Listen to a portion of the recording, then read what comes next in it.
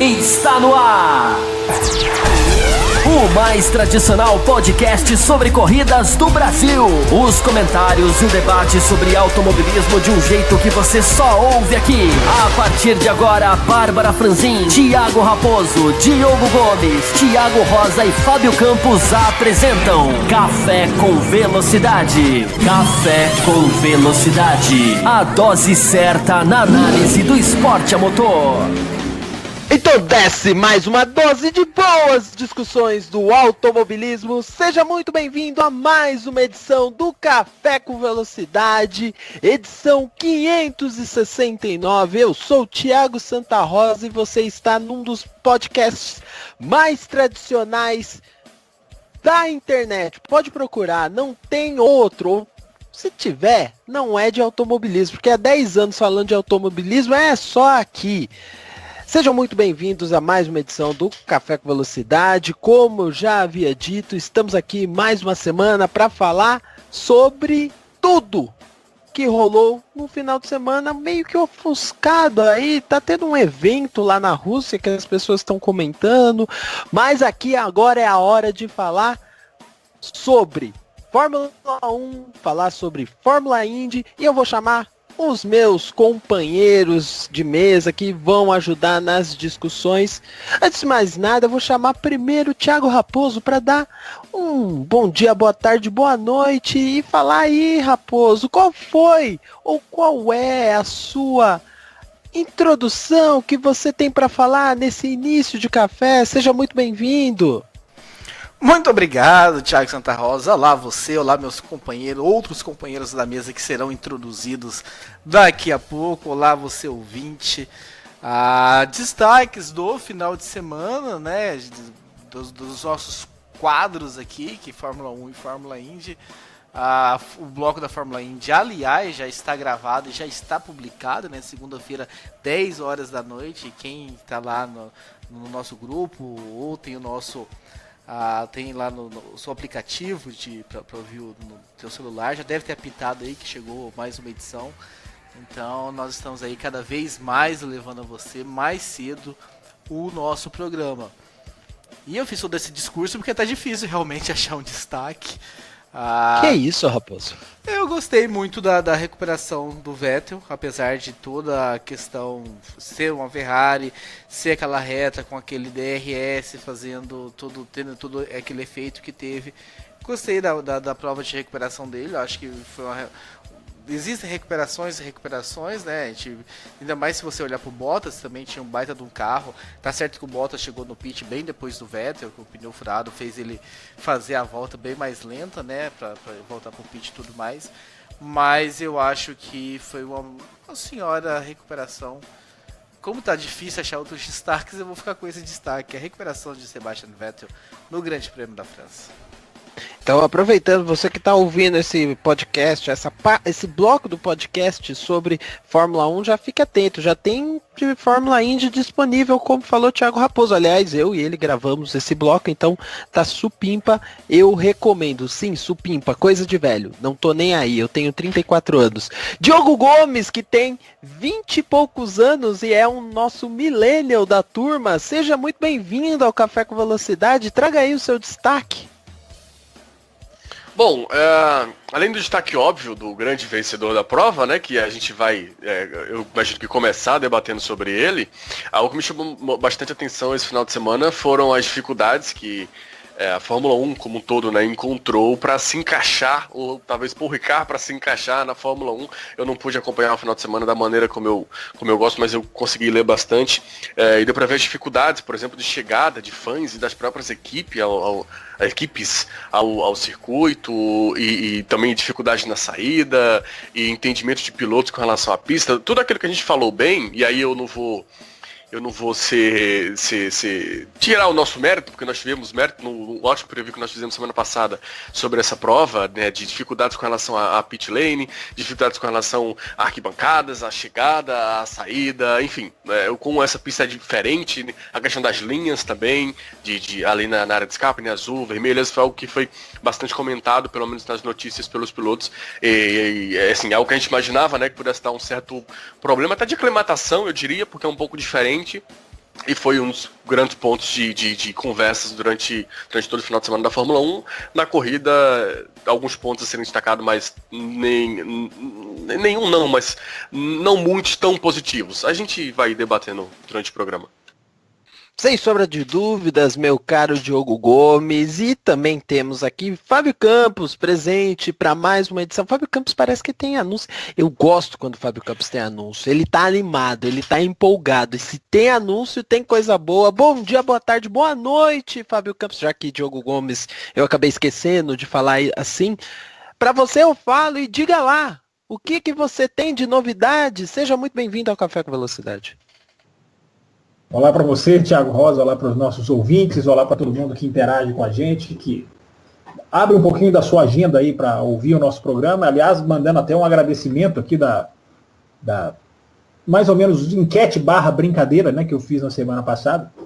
Teve gente, eu ainda não tive acesso à caixa de e-mails, né, do e-mail oficial do Café, até porque eu gosto de ouvir os e-mails sempre aqui no calor do programa, mas pessoalmente, né, e através do nosso grupo de apoiadores, responderam aquela questão, né, de como vive os dias, o fã de automobilismo vive os dias de Copa do Mundo. Então mandar aqui um registro e um agradecimento não só para o Lucas Herrera, que mandou um áudio, né, dando um depoimento muito interessante lá no grupo de apoiadores, né, falando desde o começo que ele começou a gostar de esporte, como que essa época do ano acaba mudando, e as palavras dele, né, mudam a vida dele. Até me emocionei com o áudio dele. Foi emocionante. E o Shiro Owi, se eu estiver pronunciando direito, que sempre interage de forma muito legal lá no Twitter, também mandou uma mensagem falando dessa questão que a Fórmula 1 parecia 2 meses ao invés de 2 semanas de intervalo, quando os carros entraram na pista na França. Então, antes de qualquer destaque, mandar um abraço para esses que interagiram com a gente nessa pergunta de envolvimento nesse momento em que o automobilismo não só se mistura com a Copa do Mundo, mas inclusive muda o seu calendário, né? A Liberty admitiu esse final de semana que essas 3 corridas seguidas foram para evitar choque com a final da Copa do Mundo, com a data da final da Copa do Mundo. Inclusive, para o ouvinte que não está sabendo, eu já adianto, né? É a primeira e última vez, né? Já declararam que não farão mais isso, não haverá mais essas 3 corridas seguidas nos próximos anos. Então essa ideia já nasce morta, podemos dizer assim. E eu achei o mais interessante disso tudo admitirem que foi por causa da Copa do Mundo, sendo que não fizeram isso lá no começo do ano, enfim, colocaram lá várias questões. Mas enfim, 3 finais de semana seguidos que começaram nesse final de semana, né, nesse último domingo, com essa corrida na França. Estou falando aqui, não anunciei ainda, né? Então eu vou falar rapidamente. Ainda está nos rascunhos, ainda requer um aperfeiçoamento, mas uma ideia que foi dada no nosso grupo de apoiadores, lá vou eu citá-los de novo, da volta do Café Expresso. Quem não se lembra, quem não sabe ou quem não conhece, o Café Expresso eram comentários soltos, gravados e reflexões de 2, 3 minutos, que existiam antigamente. Onde que eles eram vinculados, Raposo? Eu me esqueço sempre. No SoundCloud. Não, sim, mas qual página que eles eram encontrados? Era no Café com Velocidade. Era no Café mesmo, né? Era o Autosfera, né? Era outro URL, café.autosfera.com.br. Pois é, agora será no Café com Velocidade, o mesmo endereço, o mesmo feed, onde você escuta os programas do Café, você vai ter essa adição de conteúdo extra gravado, repito, áudios rápidos, áudios curtos. Ainda não, deixa acabar a Copa do Mundo, né, já que esse também é o tema em questão, mas a gente já está desenhando, preparando tecnicamente, mas vai ser legal. E sugestão dos ouvintes, sugestão lá do grupo de apoiadores que sugeriram, lembraram do Café Expresso, ele vai voltar. Então fica essa notícia para o ouvinte já se preparar aí, porque conteúdo a gente não nega, né? A gente está sempre ampliando, aumentando, espero que o ouvinte goste, interaja também com comentários rápidos, enfim, com às vezes o que não deu para falar aqui no programa. O programa é muito curto, então fica durante a semana e a gente vai estendendo a nossa conversa para outros áudios também. Então fica o registro aí. Já, em breve a gente fala a data certinha, a gente está preparando para trazer para o ouvinte de forma muito legal. Já que você falou do ouvinte que deixa os seus áudios, pega esse áudio, Fábio Campos. No último programa, o Campos pediu para a gente expressar aqui como que a gente vê a Fórmula 1 nesse período de Copa do Mundo, né? Bom, o futebol, a Copa do Mundo são paixões nacionais. Não adianta o cara que gosta de corrida reclamar que a Globo não vai passar, enfim, cara, na boa, né? Vamos ter um pouco mais de consciência e saber que o futebol é que domina.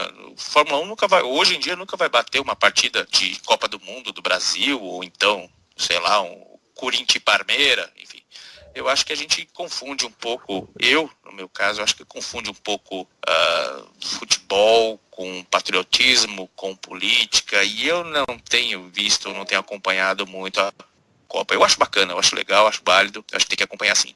E só para fazer um paralelo entre Copa do Mundo e Fórmula 1, nessa corrida da França, o Lito Cavalcante falou algo que acho que dava para perceber que era um lapso ali, que o Ricardo não passaria nem a pau o Vettel por conta de ter um motor mais fraco, né? Mas ali a gente viu que eu tinha percebido que o Ricardo estava se aproximando e logo depois, pouco tempo depois, o Ricardo passa sem nenhuma dificuldade o Vettel. Então já é um ponto negativo aí para ele. E a parte paralela foi Galvão, não é culpa dele, porque acho que o Brasil fez uma coisa quase impossível. Né? O Galvão falando que quando estava 0-0, 90 minutos rolando e já ia entrar ali para os acréscimos, o Brasil teria que fazer tudo o que não fez em 90 minutos, naqueles poucos minutos ali de acréscimo. E não é que os caras fizeram 2 gols em cima da Costa Rica e viraram a mesa, viraram a história. Então eu acho que eles são ótimos profetas do acontecido. Agora, profeta, eu acho que eles não têm muita carreira pela frente, não. Essa fica como uma curiosidade. Esse aí é o Ricardo Banniman, Fábio Campos, sendo instigado por você, por seu questionamento da semana passada. Ele não respondeu se a vida dele muda, se ele assiste mais corrida, menos futebol, mas eu tô brincando com ele. O legal é que ele mandou o áudio, mais um que interagiu, mais um que colocou aí o seu posicionamento. E só lembrando, para quem não ouviu a edição passada, né, que eu realmente também me sinto meio esquisito tendo que fazer essa divisão, né? Porque claro que o automobilismo é sempre a prioridade máxima, mas em época de Copa do Mundo, como o Herrera falou no áudio dele, é um evento tão especial, tão mexe com tanta gente que a gente fica meio dividido. Então, muito obrigado também ao Banniman, a todos os ouvintes que interagiram aí com essa pergunta, com essa colocação, com essa mistura, né, que a gente passa, mas que dura pouquinho, né? Daqui a alguns dias a gente não precisa se preocupar com futebol e volta a se preocupar com corrida. É isso aí. E assim, hoje como as coisas estão diferentes aqui, se Thiago Raposo me permitir, acho que a gente já pode começar direto esse bloco, né? Vamos começar direto, Raposo? Vamos começar? O que eu mando aqui? Você é o sócio fundador desse programa. Um mero assalariado aqui. Isso é um jogo de cena, gente. Não caia nesse jogo de cena que eles ensaiaram isso aí, é tudo ensaiado. Tá tudinho ensaiado mesmo, gente. Mentira, a gente não ensaiou nada disso. Eu peguei o Raposo de surpresa e deve estar falando que ele me chamou para perguntar isso. Vamos começar logo. Vamos falar de Fórmula 1, vamos falar do GP de Paul Ricard, porque a dúvida é geral, gente. A dúvida é geral. E aí? Pode-se dizer que foi um grande prêmio de sucesso? Pode-se dizer que deu tudo certo em Paul Ricard? Pode-se dizer que foi grandioso o retorno à França, Thiago Raposo? Foi tudo isso? Não foi tudo isso. Nós já tínhamos cantado um pouco dessa bola, né, na semana passada, no nosso preview que nós fizemos aqui. Nós falamos um pouquinho, né? Uma coisa que eu achei interessante, né, que nós esbarramos bastante na semana passada, foi a questão da confusão do circuito de Paul Ricard. E pela quantidade de comentários no Twitter e no WhatsApp que eu vi, eu acho que as pessoas realmente desconheciam Paul Ricard, né? Nós três aqui, mais o Campos, né? Mais o Campos aí, porque o Campos não acompanha tanta categoria de base. Ele até deu exemplo de algumas que ele viu na World Series e tal. Mas eu sei que a gente acompanha mais corridas que correm por Ricard. E era tão batido assim por Ricard, era um circuito do meu dia a dia. Anualmente eu vejo corridas lá e me encantou como as pessoas conheceram por Ricard no último final de semana e desconheciam o circuito. Mas não entregou, né? Foi uma corrida realmente sem grandes emoções. A vitória fácil, né? A gente talvez teríamos tido alguma batalha se não tivesse acontecido o acidente ali no comecinho, Mas também não tenho muita confiança nisso não. A Mercedes estava realmente com a mão do circuito, tanto que Lewis Hamilton domina o final de semana inteiro, ele é todos os treinos livres, faz mais uma pole position e vence de ponta a ponta. Bottas não seria páreo para ele, que seria o cara que teria um carro igual uma Mercedes Azon e que poderia de repente levar um pouco de perigo, e me parece que as Ferraris também não conseguiria. Então eu acho que não entregou. Tá condenado, né, a não entregar sempre? Não tá. A gente já viu circuitos que às vezes não entrega, às vezes no ano seguinte entrega. É apenas a primeira corrida lá, né, depois de um longo período, né, acho que desde 1990, 91, que eles não correm Paul Ricard, depois que mudaram para Magny-Cours, né, que ficou até 2008, se não me engano. Então, Fábio Campos me lembra aqui nos bastidores, foi até 1990. Então, não vou condenar o circuito de Paul Ricard, nossa, que circuito ruim e tudo mais, mas a corrida em si não foi boa. Diogo Gomes, você está presente aí? Firme e forte? Firme e forte, eu concordo com a linha do Raposo. Como eu falei na minha abertura, né, eu acho que tem alguns pontos ali que podem ser retirados de positivos, vale até a gente discriminar eles durante essa parte. A questão do Hamilton, né, teve um desempenho perfeito, a recuperação do Vettel destacada pelo Raposo na abertura, e tem alguns outros pontos, mas eu acho que no geral, talvez eu tenha criado muitas expectativas, por gostar da pista. Como eu falei na semana passada, eu sei que é uma pista com várias dificuldades para ultrapassagens enfim, outras questões, mas por alguma razão eu gosto muito dela. Talvez eu tenha criado muita expectativa, também o retorno para a França, como eu falei no programa passado, que eu tinha ficado muito, muito, muito feliz desde a primeira vez que eu soube disso, e fiquei realmente. Então, eu acho que foi abaixo do que eu estava esperando, abaixo do que poderia ser. A questão das ultrapassagens, podemos colocar, não foi, o número talvez não tenha sido tão reduzido quanto eu imaginei que seria, mas não foram ultrapassagens realmente como ou pelo menos como eu queria ver acontecer. Então, no resumo, me pareceu uma corrida muito engessada, com alguns pontos positivos, mas com uma parte no meio dela ali extremamente grande, extremamente morosa, extremamente devagar, que demorou para passar, que nada acontecia, sabe, e que nem estratégia, nem pneu, nem o que seja, gerou qualquer tipo de briga, ou de aproximação, ou de expectativa. Então, eu acho que para um grande prêmio, com toda a expectativa que foi criada em cima, daí eu, como eu já reconheci por mim, mas acho que por muitos ao redor do mundo, eu acho que ele ficou um pouco abaixo do que poderia ter sido. Fábio Campos, hoje eu tô entregando só coisa boa para você. Ouve isso aqui que o Elor Márigo mandou pra gente. Olá, amigos do café, aqui quem fala é Elor Marigo. Vamos que lá, acertou a perguntas pronúncia sobre a Fórmula 1 esse final de semana, Grande Prêmio de Paul Ricard, voltando aí à pista da França.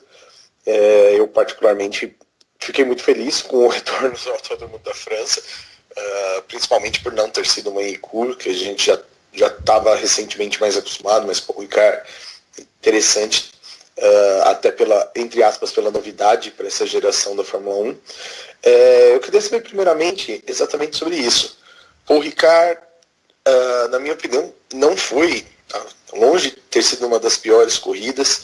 Eu achei que, mesmo se a gente desconsiderar ali a necessidade a lambança do começo, né, a necessidade de recuperação do Bottas e do Vettel, a gente teve uma corrida onde, pelo menos, mesmo sendo uma pista primária, uma pista que, entre aspas, novamente pela primeira vez está nesse calendário, foi uma pista que correspondeu com um certo volume de ultrapassagens. Tinha um ponto de ultrapassagem ali bem específico, né, aquela chicane da Mistral, que agraciou a gente com um certo volume de ultrapassagens, porém a gente sabe que é muito por conta do DRS ali naquele ponto, e a gente sabe que houveram coisas bem impressionantes fora do gráfico ali, como o próprio Leclerc fazendo excelente qualificação.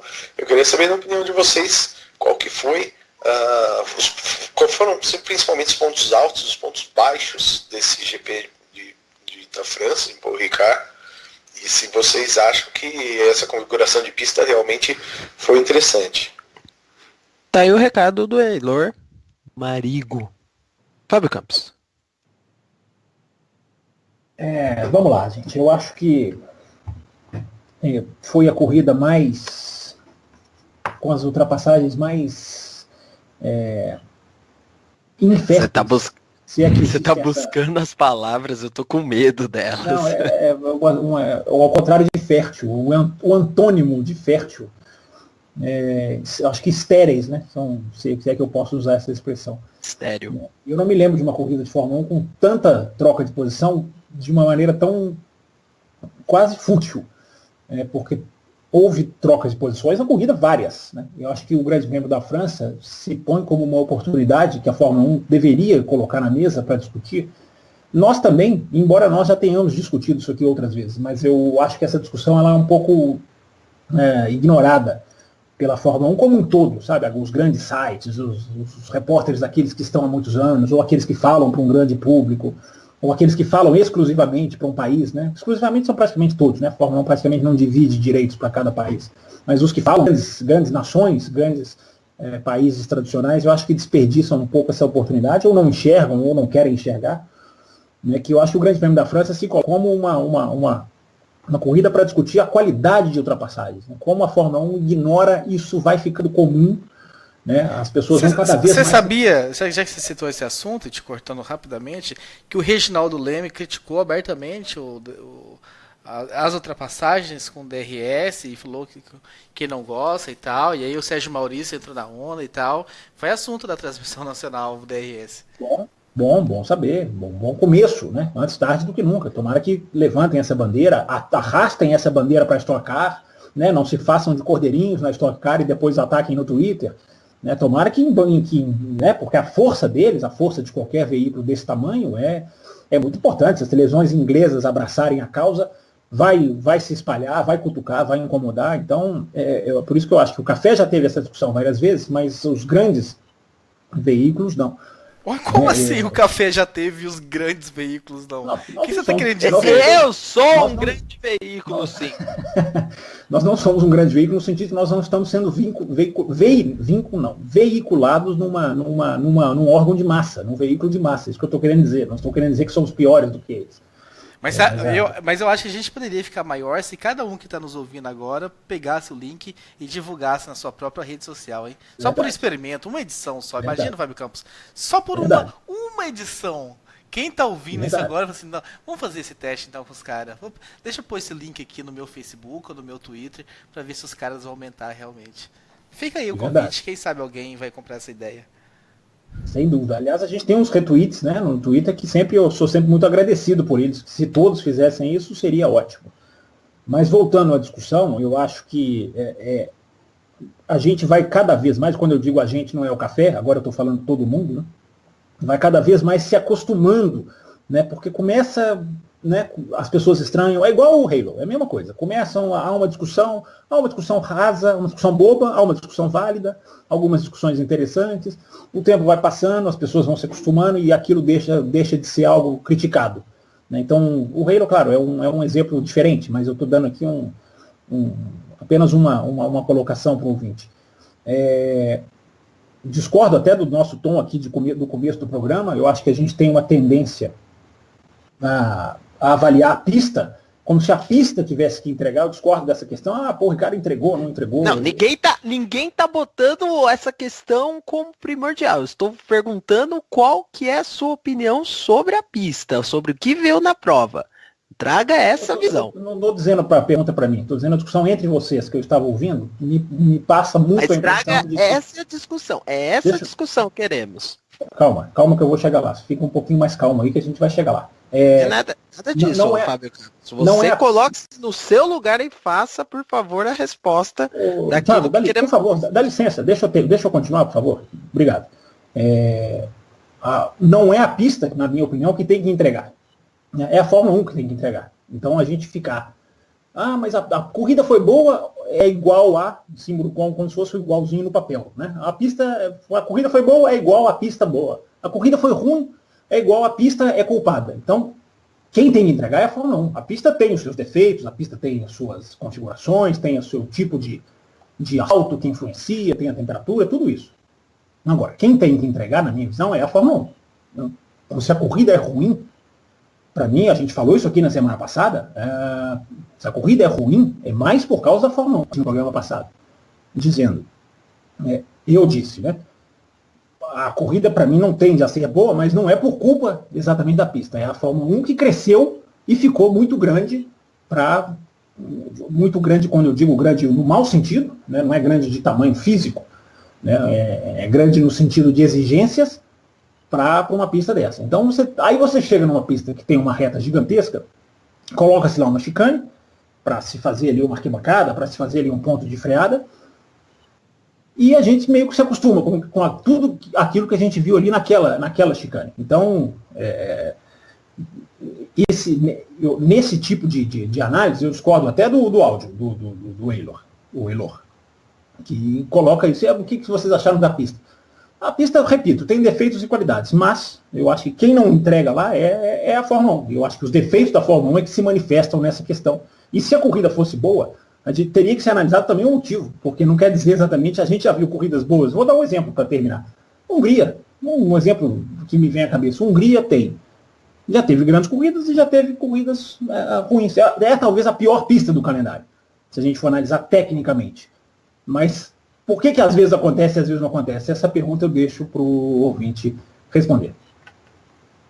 Vamos lá, então vamos continuar aqui a discussão sobre a pista, inclusive com um novo áudio do Eilor, porque, Fábio Campos, tem mais coisas sobre a Mistral. Pergunta sobre a reta Mistral, especificamente, conforme já perguntado anteriormente, mas a Mistral é uma reta gigantesca, talvez fizesse sentido, talvez não fizesse sentido para a Fórmula 1 de hoje em dia, mas o fato é que os próprios pilotos pediram, pelo amor de Deus, para não colocarem aquela chicane no meio da reta, né, a chicane que dividia a reta em duas, e foi colocado da mesma forma, porém a gente sabe que ali se tornou o principal ponto de ultrapassagem da corrida. E vocês, o que vocês acham?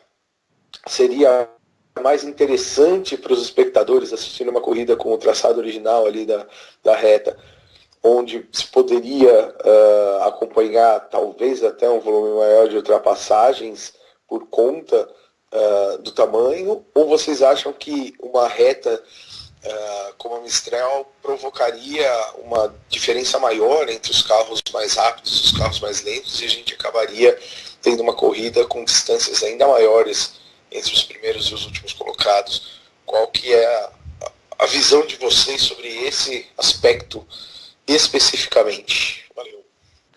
Valeu, Eilor. E, aliás, eu tenho que, falar aqui que eu sou uma topeira, porque eu falei Mistral e é Mistral, como bem o Eilor falou algumas vezes. E, Fábio Campos, você já respondeu algumas coisas, inclusive algo que eu ia trazer, que o Leandro JF provocou no grupo do Café com Velocidade, falando a respeito sobre a reta, sobre o porquê de existir a chicane, o porquê de existir aquele lugar não para ultrapassagens, gente, e nem tem nada de questão de segurança. Aliás, antes de passar para vocês, também falo, Josué Fraga mandou e-mail falando disso. Por que não deixa a Mistral também completa? Teve mais e-mails aqui também falando sobre a reta. Eu vou buscar aqui quem foi que mencionou ela também, mas todos na linha. Por que não buscam utilizar a reta toda? E o Fábio Campos acabou mencionando, eu lembrei desse contexto que o Leandro JF falou, e trago para discussão também. Aquela parte da reta era justamente onde tinha o maior número de arquibancadas. Então não tem questão de simplesmente, uma questão de segurança. Não, tem uma questão comercial lá. São várias arquibancadas no entorno da onde estava aquela chicane, inclusive arquibancadas que ficavam um pouco mais longe da pista, mas que não atrapalhavam toda a sua colocação, as arquibancadas, tudo mais.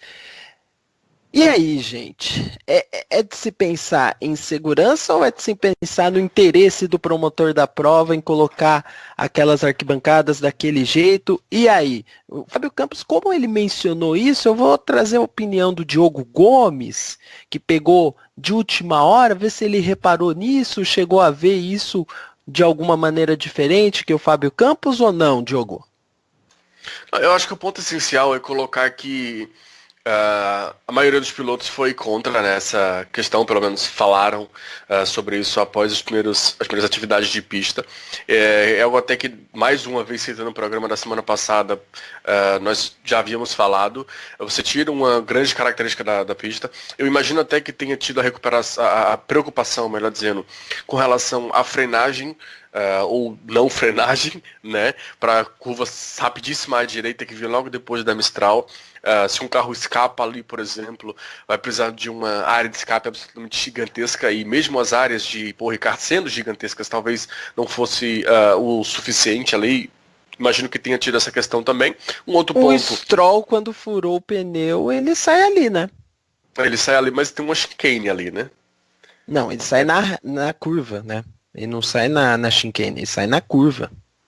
Sim, mas é isso que eu tô falando. Antes disso tem uma chicane pra parar. É bem diferente se ele tivesse enchido o pé lá embaixo, tivesse feito a Mistral inteira e pra embaixo. Então a velocidade que ele chega lá no final é diferente. Eu acho que teve essa questão, aí também a parte de arquibancadas, enfim. Eu não gostei, eu não gosto da reta, não é porque agora tá com a Fórmula 1, desde as outras categorias que eu já acompanhei nesse circuito. É algo que nunca me agradou, não gerava grandes possibilidades de ultrapassagem. Nesse final de semana com a Fórmula 1 até gerou por conta da posição do DRS, mas foram ultrapassagens bem sem emoção, até as ultrapassagens por fora, que era a minha única esperança de gerar alguma briga interessante ali, mas não foi o caso. Nós vimos até a própria Sauber com o Leclerc fazendo ultrapassagens bem fáceis, eu até diria por fora, se é que dá para fazer ultrapassagem fácil por fora, mas pelo menos visualmente não pareceram tão complicadas assim. Então eu acho que ela foi colocada ali para gerar ultrapassagens, assim como, por exemplo, na Áustria nós tivemos 3 zonas de DRS, uma depois da outra, assim, reta, zona de DRS, reta, zona de DRS, reta, zona de DRS, 3 retas seguidas e 3 zonas de DRS. Então acho que foi quase que eles seguiram o padrão, digamos assim, que a pista vinha sendo usado, vinha utilizando, melhor dizendo, mas eu acho que foi uma opção para criar uma possibilidade de ultrapassagens que, pelo menos para mim, não foi muito efetiva. Eu acho que poderia gerar até um desafio maior na curva à frente, mas se você parar para pensar, com exceção ali de alguma ultrapassagem ou outra na curva 2 e na curva 5, foi o único ponto ali que você teve para gerar ultrapassagens, porque se a gente tira todas as ultrapassagens naquela freada ali com a curva rápida à esquerda, você tira muita coisa. E a questão também, se a Mistral está completa, outro ponto que a gente tem que discutir é como a Fórmula 1 vai lidar com ela, vai lidar com o funcionamento dela. O que eu quero dizer isso para deixar bem claro, por exemplo, a reta da China. É uma reta gigantesca. A Fórmula 1 tem que ter todo um trabalho para saber lidar com ela. Eu espero que esteja me fazendo entender. Ela é tão grande que não dá para simplesmente colocar uma zona no DRS e deixar levar, porque senão vai ficar muito fácil. Tem que ter a hora de colocar o DRS só na parte final, só na parte inicial, enfim. Isso aí se estuda, entendeu? Mas com aproximação, mais com definição de posição lá embaixo. Exigiria esse pensamento a mais, esse estudo a mais da Fórmula 1 aí. Pro ano que vem, eu acho que são boas as chances de eles tirarem a chicane é até confusa, né, porque tem várias linhas ali, até pelo pedido dos pilotos e de fãs também, pelo pouco que eu pude acompanhar, mas para esse primeiro ano me parece que foi bem lógico para eles manter o que já vinha sendo usado na pista, né, sempre destacando, né, a Fórmula 1 que, entre aspas, inventou de usar aquela chicane, a chicane que já vinha sendo usada por várias outras categorias que correram nesse mesmo circuito, daí até acho que deva ter alguma questão de preferência ou pedido, solicitação por parte da organização da prova. Eu prefiro sem também. Antes de passar para o Thiago Raposo, só fazendo o registro, Nelson Luiz que mandou o e-mail falando sobre a reta. Ele fala assim, sobre o retão, né? Sem o S no meio do retão talvez fosse melhor, mas teríamos um efeito ainda maior do DRS. Provavelmente ele colocou essa frase pensando na artificialidade. Tá correto, Fábio Campos? Artificialidade? Não, né? Artificialidade. Tá faltando alguma coisa. Thiago Raposo, e aí? Sua opinião a respeito? Então, eu acho que só a reta em si não seria a solução. A gente tem dois exemplos, né? O Diogo trouxe o exemplo da China, que acontece até as ultrapassagens e tal com DRS. A gente tem o Baku também, né? Que é uma reta gigantesca também. E acontece também a questão do DRS. A minha pergunta para o Fábio Campos, que será o próximo a responder, é... e se tirasse o DRS, Fábio Campos, você acha que com essa Fórmula 1 atual de hoje, se tirássemos o DRS, não poderia ter o efeito contrário, indesejado, e realmente não ter nenhuma ultrapassagem, os carros irem se separando e se distanciando, e a questão ainda da turbulência e tal, não permitindo que se entrasse tão próximo e tal. Eu prefiro com a reta inteira também, mas aí é mais preferência estética e tal, de alcançar altas velocidades e tudo mais, mas eu tenho dúvida da efetividade que teria a reta inteira. Aí você está entrando exatamente na questão que eu coloquei, né? Por isso que a Fórmula 1 tem que discutir justamente a questão trocar posição ou existir ultrapassagens, existir movimentos de manobras bonitas ou desafio para os pilotos, né? Que é a discussão que a Fórmula 1 não faz. Para todo mundo que está dizendo essa questão de tirar a chicane, o que seria sem a chicane com essa Fórmula 1? Né? Porque é justamente a questão, né? Hoje, com esse tipo de material que lá existe, se tirasse a chicane, e abrir o DRS, ia passar no meio da reta. É mais ou menos o exemplo da China que o Diogo colocou, é o melhor exemplo, né? Porque é uma super reta, né? E que ele é muito mal calculado, ele é muito mal colocado lá, né? Porque abre-se muito mais cedo do que deveria, e aí quando se abre, se troca. Porque a Fórmula 1, ela quer troca de posição.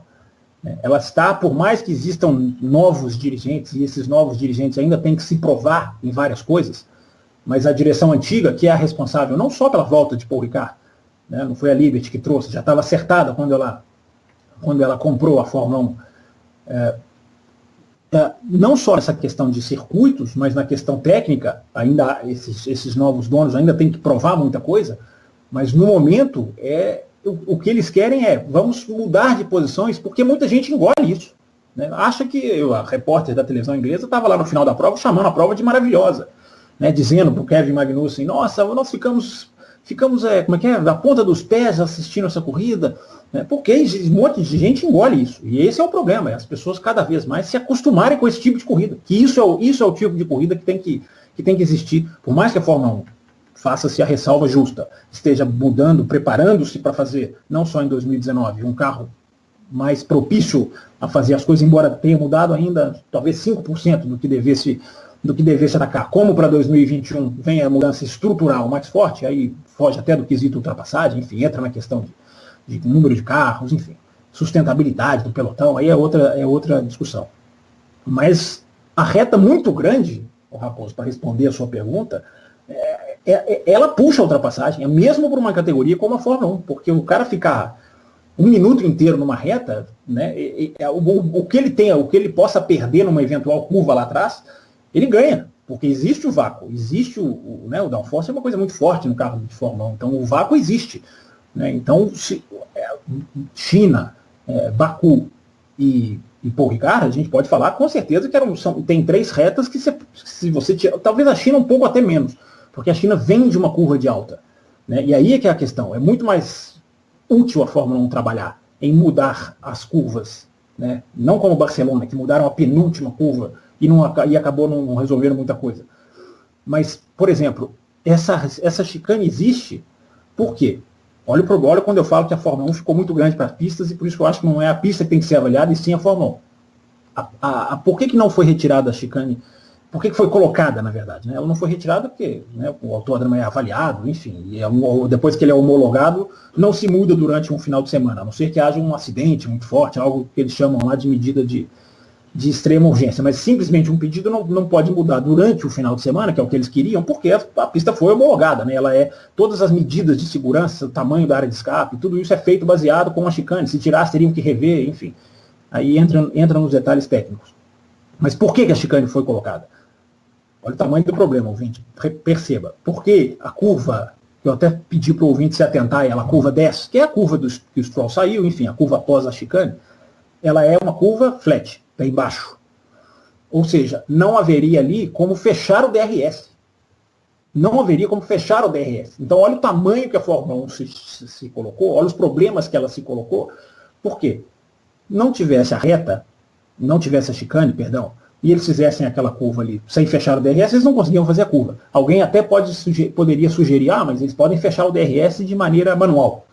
Né? Existe essa prerrogativa, mas se eu não me engano, ela foi usada em alguma pista. Teve alguma pista em que ela foi usada, uma vez em que ele era fechado de forma manual, mas não estou me lembrando aqui.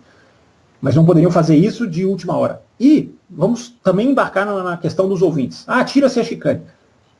Eles vão chegar no final de uma reta sem freada.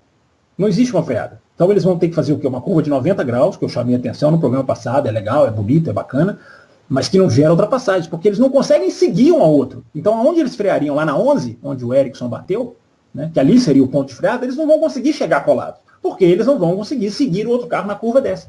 Então o tamanho do problema é esse, o tamanho da questão, da dificuldade é toda essa. Então se tirar simplesmente a chicane, muito provavelmente não vai resolver, porque ou você vai ter o DRS fazendo com que os carros troquem de posição no meio da reta, alguns vão bater palma para isso, enfim, há público para isso, ou o carro vai chegar lá, não vai ter freada no final da reta, e ele não vai conseguir seguir o outro para conseguir frear na 11. É impossível seguir o outro naquela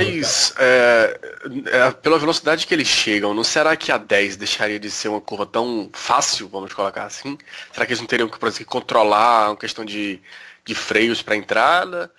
Mas eles não conseguiriam seguir um ao outro, né? Mesmo chegando um pouquinho mais rápido, o problema permanece. Não haveria uma freada, né, Diogo? Acho que não sei se é isso que você está querendo colocar. Né? Não haveria, talvez não uma freada, mas uma diminuição, porque a velocidade seria tão grande, talvez abrisse alguma. Se um piloto não fizer aquilo ali tão bem, abrisse uma opção para a linha de dentro, né, que foi onde o Bottas fez algumas ultrapassagens, está em cima do Grosjean, se não me engano, esse final de semana, né, que é aquela sequência de curvas à direita. O exemplo que está vindo na minha cabeça é aquela curva famosíssima à direita, acho que é a 5 de Adelaide, que a Supercasa usa, né, mas é um exemplo bem curto, poucas pessoas assistem. Mas assim, pode ser que por gerar uma curva com um pouquinho mais de dificuldade, não simplesmente botar o pé embaixo e virar o volante um pouquinho para a direita, talvez gerasse alguma possibilidade de erro, enfim, algo do tipo. Mas eu tô entendendo o que você está dizendo, é bem por aí mesmo. Ou, por exemplo, se pensar num circuito que foi adaptado à Fórmula 1, na curva de entrada da reta no México, né? Antigamente a curva era pé embaixo, né? Era uma curva de raio longo, alto, e até tinha algumas ultrapassagens. Tem uma famosa por fora se não me engano é o Mansell que passa por fora ali, né? O Senna ou o Piquet, agora não lembro se é o Senna ou o Piquet, mas ele passa por fora ali no México e consegue fazer esse tipo de ação. E hoje não é possível, tem aquela parte do estádio, mas justamente o estádio é uma quebra de velocidade para poder ter alguma ação na reta lá, que inclusive não tem. Agora, pegando até o áudio do Weylor para continuar esse bate-papo, ele falou, por exemplo, em manicure. Eu fiquei pensando aqui, manicure hoje seria um circuito talvez mais adaptado à real necessidade dessa Fórmula 1. Porque tem trechos de alta velocidade com freadas bruscas lá no final, né? Que é aquela famosa curva, o grampo ali, Schumacher, Thiago Raposo lembra bem, adorava aquele circuito, fazia 1001 ultrapassagens naquela região. Se fosse para pensar assim, vendo agora, depois que viu, depois que assistiu a prova, não fica talvez esse pensamento, então já que era para fazer uma prova na França por circuito, pensando no circuito só, fazer em manicure, mas aí vocês, claro que são especialistas no assunto vão lembrar, pô, Manicure já era ruim de chegar no meio do nada e agora fizeram uma prova em Paul Ricard que não é tão no meio do nada, mas foi ruim de chegar para as pessoas, aproveitando e colocando esse tema que também foi discutido entre todo mundo, como foi ruim chegar lá. E além disso, é o que a gente está falando, a Fórmula 1 tá muito grande para essas pistas, Magna Cursa é ainda menorzinha, e tem curvas ainda mais características. As chicanes, por exemplo, tão marcantes, por exemplo, aquela super veloz, né, junção ali para curva 1, junção não, aquela esquerda, né, para curva 1, direita, enfim. Eu acho que é um circuito que, pensando nessa Fórmula 1 atual, ele se encaixaria ainda menos do que se encaixou por Ricard, na realidade. Thiago Raposo, Fábio Campos, querem adicionar alguma coisa nesse ponto? Só uma solução, né?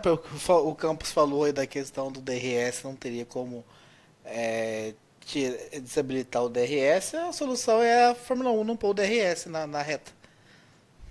Deixar o DRS talvez só na reta lá da largada, se é que quer ter o DRS, deixasse só no trecho da largada. É engraçado que a gente... Rapidinho, Campos. É engraçado que vocês estão indo por uma coisa que não é a proposta de solução da Fórmula 1. Não tem sido. Inclusive, foi mencionado agora, né? Vocês falaram que na Áustria vão ter 3 setores. A Canadá teve 3 setores. A Austrália teve 3 setores. Então, enquanto a gente fala de reduzir ou tirar, eles estão aumentando, eles estão colocando. Então tá totalmente assim. Esse nosso pensamento, pelo menos o que está sendo discutido aqui, está fora do contexto que a Fórmula 1 está colocando nas pistas em prática, né? Os 3 setores, até não sou... Eu acho que como a Fórmula 1 já dominou as principais retas, até vou perguntar para o Diogo sempre fica ligado nisso com uma certa antecedência. As 3 da Áustria são a reta de chegada, entre a curva 1 e 2 e entre a 3 e a 4, porque existe aquela coisa que foi criada. Você falou entre a 1 e a 2 na Áustria. Olha a confusão que ele vai gerar. Entre a 1 e a 3, na verdade, porque na Áustria existe aquela discussão, né, se a 2 é uma curva ou não, mas enfim, nas 3 primeiras retas, vão ser nas 3 primeiras retas, ou vai ter alguma coisa naquele miolinho do circuito ali? É só a minha dúvida. Eu não sei onde serão as 3. Não, é só isso mesmo. Começando do começo, né, como diz o ditado, sei lá o que dá isso, a reta principal ali, na abertura freada para 1, virou ali aquela outra maior, e no final, que seria a junção da 10, que é a última curva, para pegar 1. Né? Então, assim, basicamente se ficam 3 seguidas. Da 10 para 1, da 1 para 3, né? Explicando aí para o ouvinte que a 2 não é uma curva, é só um movimento de direção, é uma mudança de direção muito rápida, e eles consideram como curva, mas é como se fosse 1 para 2, né? Então da 10 para 1, aí faz uma curvinha, dá 1 para 3, faz outra curvinha e dá 3 para 4. É basicamente assim, DRS, curva, DRS.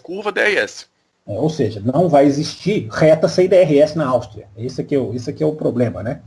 Eles vão matar a corrida, porque a gente teve, onde a gente tinha anteriormente, antes da 1, né? Ou seja, na reta de largada, para falar o português mais claro, e lá na outra reta lá em cima, né? Depois da 3, entre a 3 e a 4, digamos assim, né? Então a gente tinha ali entre a curva 1, entre aspas, 2 e 3, né, a gente tinha ali um ponto sem o DRS, e onde a gente tinha as mais belas ultrapassagens, onde a gente teve a briga do Rosberg com o Hamilton, né, a fechada, enfim, toda aquela polêmica, ou seja, eles vão tirar isso, né, porque o DRS, ele existe assim, a gente tem que torcer para ele não dar certo, para ele não dar certo quando ele não dá certo é que ele funciona. Ou seja, quando ele aproxima os carros e não faz a troca de posição, ele tem efetividade. Por isso que eu comecei o comentário dizendo que a terceira zona de DRS normalmente não me incomoda, porque normalmente eles vão enfiar ela numa retinha, como no Canadá. No Canadá eles dominam as 2 retas, fazem isso de uma maneira extremamente pouco inteligente, porque eles fazem uma zona de detecção apenas, ou seja, o cara passa na reta e na outra ele vai embora, né, ele não dá chance de troco, enfim, é uma bagunça completa, um escárnio horroroso. E no Canadá eles colocaram a terceira, não me incomodou, porque a terceira era lá naquele outro lado da pista, ali, né, lá na retinha lá entre a 7 e a 8, se eu não estou enganado, ou seja, numa reta pequena, ele tem efetividade, porque ele vai manter o carro próximo do outro. Essa é a discussão que a Fórmula 1 não tem. Esse é o debate que eu gostaria de ver o Sr. Ross Brown, atenta para algumas coisas muito, muito interessantes, mas esquece outras. Então, por que não usar o DRS em reta, né, mais ou menos na linha do que o Raposo foi? Por que não usar o DRS em retas curtas, em retas menores? Para quê? Manter os carros próximos dos outros, mas na hora do vamos ver, não. Ou agir um pouco mais, de maneira um pouco mais técnica, encurtar. Em determinadas pistas, você vai encurtar em determinadas pistas. Você não pode ter uma zona padrão. Você não pode ter 800 metros. Isso é erradíssimo, né? Porque na China vai ter um efeito, na Hungria você não vai poder encurtar tanto, porque na Hungria ela vai ter uma necessidade maior. Então a Fórmula 1 deveria entrar inteligentemente no problema, né? Adaptar, porque eles sabem, e o que me revolta é que todos eles sabem que gera ultrapassagens artificiais. Todos eles sabem. Então eles mexem, tanto que eles mexeram no ano de 2015 para 2016, se eu não estou enganado, mexeram na China para tentar encurtar um pouquinho, mas mexeram alguns metros. Na Espanha, puxaram para trás, ou seja, aumentaram as zonas de DRS. Então, eles sabem que o que gera ali não é um produto, porque eles sabem, eles conhecem tecnicamente muito melhor do que a gente. Então, né, até um leigo consegue saber diferenciar uma ultrapassagem na garra, na raça, na marra, de uma dessas trocas de posição. Você imagina esses caras que se criaram no motorista, Ali White, esses caras, né, têm um conhecimento muito grande. Então, eles têm o conhecimento, mas não têm a vontade. Então, é aí que eu acho que tinha que vir da imprensa, é aí que eu acho que tinha que vir do público, e quem puxa o público é a imprensa, para esse tipo de discussão ser colocada, para esse tipo de debate. Porque só debatendo se chega a uma ideia, se chega a uma conclusão, ou se evolui numa ideia, enfim, o debate é sempre produtivo, enfim. E eles não debatem, esse aqui é o grande problema. Vai chegar na Áustria, vai ter 3 zonas de ideia, ou seja, não vai existir uma reta pura. Não vai existir uma reta pura. Fica a dica aí para o ouvinte ficar atento.